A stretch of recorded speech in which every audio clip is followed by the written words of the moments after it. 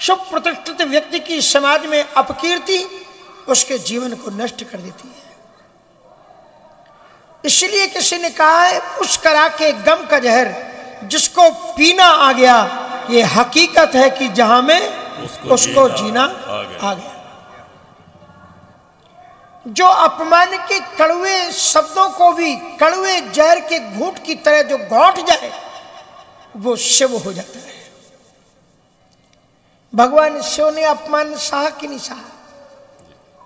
भरी हुई सभा में उनके पत्नी के पिता, सती के पिता दक्ष, पानी मरकट लोचना, बड़े बंदरों जैसी सूरत वाला, ऐसे अपशब्दों से उनको अपमानित करते हैं।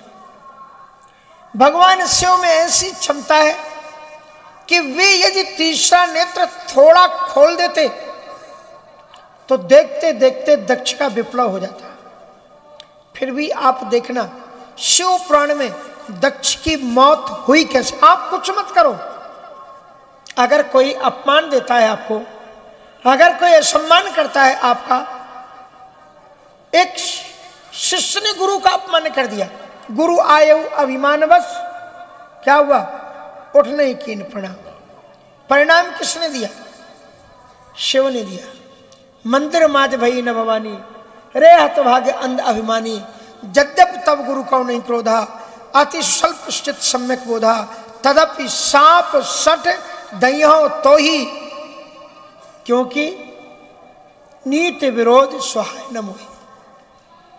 इसलिए तुम कुछ मत कहो, और अगर तुम कुछ कहोगे तो फिर ठाकुर जी सोचते हैं ये तो अपना काम खुद ही संभाल ले रहा है, तो हमें कुछ करने की जरूरत है नहीं, और जब तुम नहीं करोगे तो फिर ठाकुर जी करेंगे। तो इसके लिए अत्यंत महत्वपूर्ण घटनाक्रम आता है कि भगवान शिव का अपमान किया, और फिर आप शिव महापुराण को आप जरूर पढ़ो जीवन में। दक्ष को यह वरदान था कि उनको कोई मौत दे नहीं सकता था, कोई सिर उनका भंग कर नहीं सकता था। तो किसने दक्ष को मारा है? विद्यार्थियों में कोई बताएगा? हाँ, बिल्कुल सही उत्तर है। तो वीरभद्र ने जब मारा, उससे तो मर ही नहीं रहा था, तब वीरभद्र को पटक करके उसकी छाती पर पांव रखा है वीरभद्र ने, और अतोटे सिर को पकड़ करके ऐसे घुमा करके उसको मरोड़ करके तोड़ा है। किसी शस्त्र के द्वारा उसका सिर काटा ही नहीं जा सकता। शिव सिर कटवा भी लेते हैं, पर शिव में इतनी क्षमता है कि वो शिव सिर जुड़वा भी देते हैं, दोबारा भी उनका सिर वो जुड़वा देते हैं। संसार में जितने प्रतिष्ठित थे, भगवान राम ने क्या किया? जिन्हें एक दिन पहले, इसके अगले ही श्लोक में है, प्रसन्नताम यौन गता विषय तथा न ममले बनवातो दुखता, अपमान के घूंट पिए, एक भी गलती नहीं, और 14 वर्ष का वनवास। और श्री राम जी मुस्कुराते हुए चले गए। आज हमारे देश में जब चुनाव होते हैं तो चुनाव में क्या होता है कि अगर दो पार्टियां लड़ रही हैं और एक पार्टी को जितने भी वोट मिले, लाखों लाख मिल गए हो, मान लो कि उनको 80 लाख 85,000 15 वोट मिल गए, और दूसरी पार्टी को 15 लाख 85,000 और केवल 7 वोटों से वो जीत गए, और वो उस प्रदेश के या उस देश के वो राष्ट्रपति बन गए, जबकि आधे में से थोड़े 2-4-10 लोग कम उनके विरोधी हैं। लेकिन रामचरितमानस के जो नायक भगवान श्री राम जी हैं,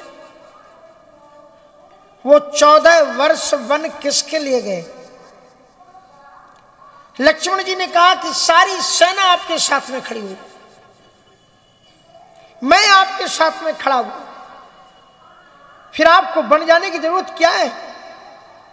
जिन पिताजी ने मां कैकेयी को वचन दिया, ये प्रहस्त मंत्री कहते हैं दशरथ जी कि जिन महाराज दशरथ ने केकई को वचन दिया, क्या वे भूल गए कि एक दिन पहले हम सभी मंत्रियों को भी उन्हें वचन दिया है कि वो राम को राजा बनाएंगे।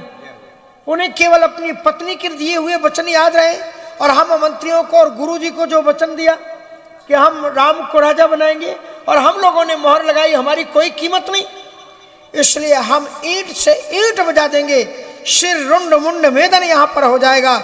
लेकिन हे राघव, अगर राजा आप कोई बनेगा तो आप बनेंगे, आपके अलावा कोई अयोध्या के राज्य सिंहासन पर बैठ नहीं सकता। फिर भी राम बन को गए। क्यों? श्री राम जी के राज्य की बात की जाती है, पर राम राज्य को समझना बहुत मुश्किल है। श्री राम जी किसके लिए गए? पूरे वोट उनके समर्थन में थे, लेकिन 2 वोट उनके तरफ नहीं थे, केकई और मंथरा।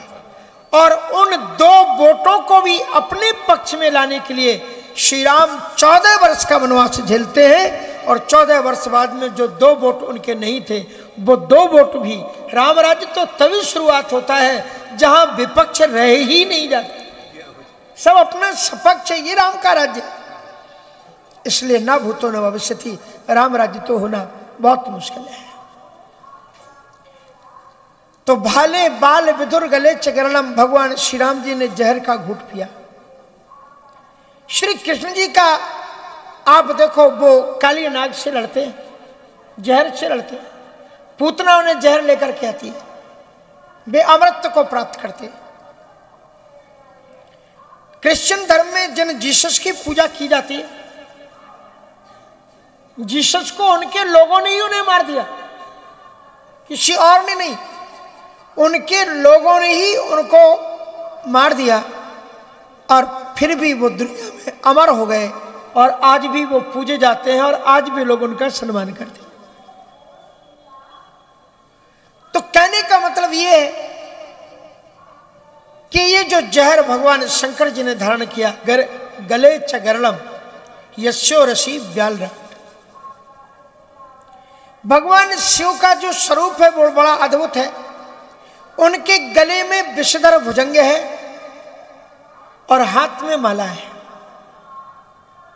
शिवरात्रि का पर्व हमारे सामने बस आने वाला है,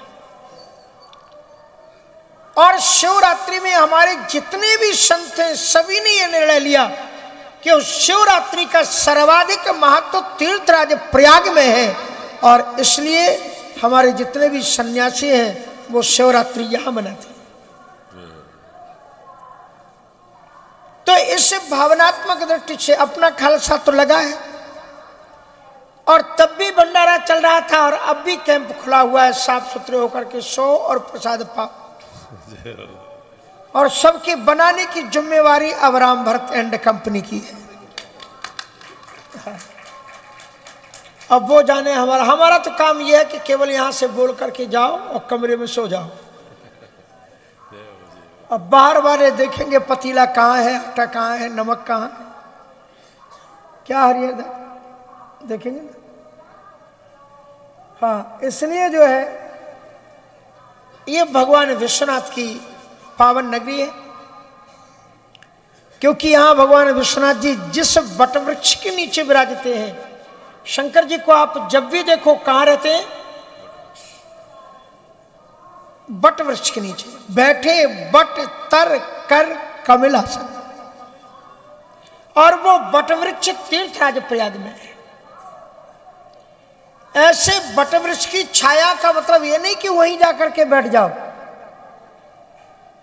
आप कहीं भी रहते हो, कहते हो हम तो महाराज जी की छत्र छाया में है, तो महाराज जी थोड़ी आपके ऊपर छाता लेकर के चल रहे हैं कि आप महाराज जी की छत्र छाया में।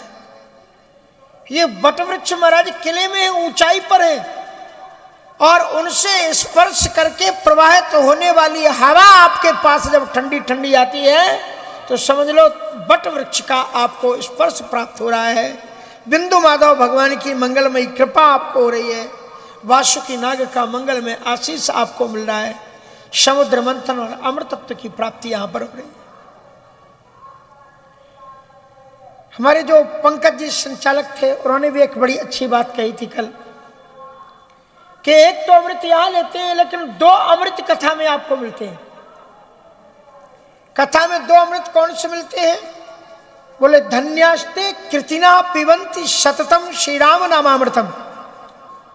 वे लोग सुकृति हैं जो नित्य निरंतर राम नाम रूपी संकीर्तन में अपने जीवन को धन्य करते हैं, जिनके मुख से राम नाम निकलता रहता है। और दूसरा अमृत क्या है? तब कथामृतम तप्त जीवनम कवि भ्रीडितम कलम साप। वृजांगनाएं कहती हैं कि संसार में वास्तविक अमृत तो आपकी कथा है।